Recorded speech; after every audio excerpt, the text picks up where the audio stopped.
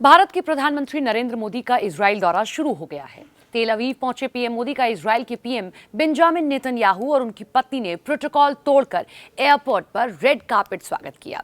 PM Modi Ben Gurion airport के tarmac से Knesset के हॉल, जेरूसलम इनोवेशन शोकेस और याद वशम के हॉल ऑफ रिमेम्बरेंस पहुंचेंगे। 2017 के बाद मोदी का ये दूसरा इजराइल का दौरा है, लेकिन ये दौरान भारत और इजराइल के बीच के डिफेंस समझौतों के लिए याद रखा जाएगा। इजरायली अखबार हेरताज की रिपोर्ट्स की अगर माने तो इजराइल और भारत के बीच कुछ ऐसे एडवांस हथियारों के लिए समझौते हो सकते हैं जो अभी तक इजराइल ने किसी को नहीं दिए हैं।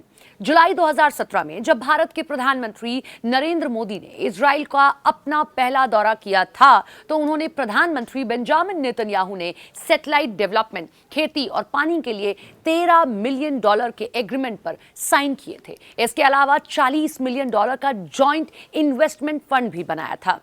लेकिन इस बार अरबों डॉलर का डिफेंस एग्रीमेंट होने वाला है। यह अहम इसलिए है क्योंकि पिछले साल पाकिस्तान के साथ संघर्ष के बाद भारत में युद्ध को लेकर एक धारणा बनी है कि चीन या पाकिस्तान के साथ कभी भी जंग छिड़ सकती है, लिहाजा हर वक्त के लिए तैयार रहना जरूरी है। इजरायली अखबार हेरताज ने उच्च सुरक्षा सूत्रों के हवाले से दावा किया कि 5 एडवांस हथियारों का सौदा प्रधानमंत्री मोदी के इजराइल दौरे के दौरान हो सकता है। रिपोर्ट्स की अगर मानते हैं तो बुधवार और गुरुवार को एयर डिफेंस सिस्टम के लिए बड़े खरीद एग्रीमेंट पर साइन होने की उम्मीद है, जिसमें राफेल और एल्बिट द्वारा बनाए गए laser based system, Israel Aerospace Industries की तरफ से बनाए गए एरो सिस्टम और राफेल द्वारा बनाए गए डेविड स्लिंग और आयरन डोम शामिल हैं।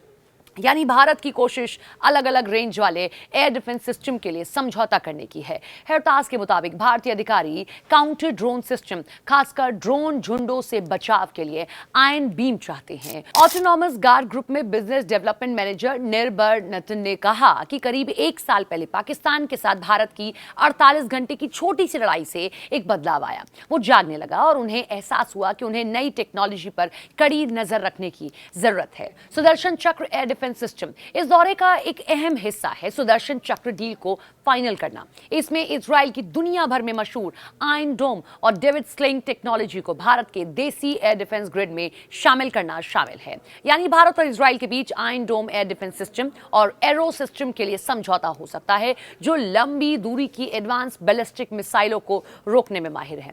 पाकिस्तान ने भारत के खिलाफ फतह 2 मिसाइल लॉन्च किया था, जिसे हरियाणा के सिरसा के ऊपर बराक 8 एयर डिफेंस सिस्टम से रोका गया था। यह भी इजरायली एयर डिफेंस सिस्टम ही है। नेक्स्ट जेन ड्रोन और सर्विलांस सिस्टम, भारत और इजराइल के बीच एडवांस यूएवी की खरीद और जॉइंट प्रोडक्शन पर बातचीत होने की संभावना है, जिसमें भारत की सीमाओं पर ऊंचाई पर निगरानी के लिए हेरान टीपी ड्रोन के लेटेस्ट वर्जन शामिल है। भारत इजराइल से एडवांस हेरान टीपी और हेरान MQ-2 ड्रोन की खरीद और इनके भारत में निर्माण पर समझौता कर सकता है। ये ड्रोन 45 घंटे तक लगातार उड़ान भरने और सीमा पर निगरानी के साथ साथ हमला करने में भी सक्षम है। Iron Beam laser air defence system, Modi के दौरे के समय इजराइल की नई आयरन बीम तकनीक काफी चर्चा में है।